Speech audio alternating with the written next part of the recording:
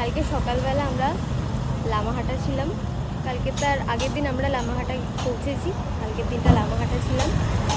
লামাহাটা থেকে আমরা ওই 12:30 একটা নাগাদ বেরিয়েছি। বেরানোর পর আমরা গৌহাটির উদ্দেশ্যে মানে ইয়েতে যাব, মেঘালয়া। তো গৌহাটি টার্গেট করে এসেছিলাম। গৌহাটি ওখান থেকে অনেক কিলোমিটার ছিল।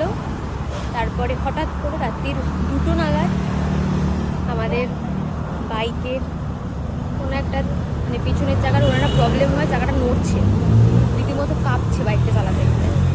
তো তারপর আমরা ওখান থেকে আস্তে আস্তে আস্তে করে প্রচুর জায়গা ঘুরলাম। রাঙ্গিং সামথিং, আসামের রাঙ্গিং বা কোনো একটা কিছু একটা এরকম একটা সামথিং নামের একটা স্টেশন। আশেপাশে প্রচুর ঘুরেছি, প্রচুর থাকার জায়গা খুঁজেছি, সেরকম কিছু পাইনি। তো তারপরে আমরা ওই বাইকটা নিয়ে এরকমভাবে ঘুরতে ঘুরতে ঘুরতে ঘুরতে ভোর 6টার সময় আমরা একটা রুম পেয়েছি থাকার জন্য। তো সেইখানে আমরা স্টে করে আমরা এখন তার কিছুটা দূর এসে বাইকটা ঠিক করাচ্ছি। বাইকটার এই অবস্থা, বাইকের চাকা খুলে দিয়েছে। বাইকটার কি খারাপ হয়েছিল? চাকার বেয়ারিং ভেঙে গেছে। হ্যাঁ, পিছন চাকার বেয়ারিং ভেঙে গেছে। বেয়ারিং সব ভেঙে গেছে।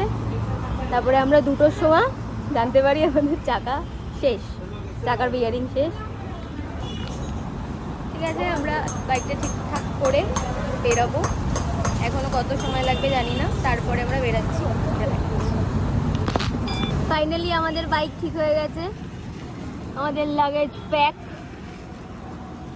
ফাইনালি আমাদের চাকা ডান, সব কিছু সব সেট বল। এবার আমরা একদম মেঘালয় চলে যাব। চেরাপুঞ্জি, কি চেরাপুঞ্জি? তো ডাইরেক্ট চেরাপুঞ্জি।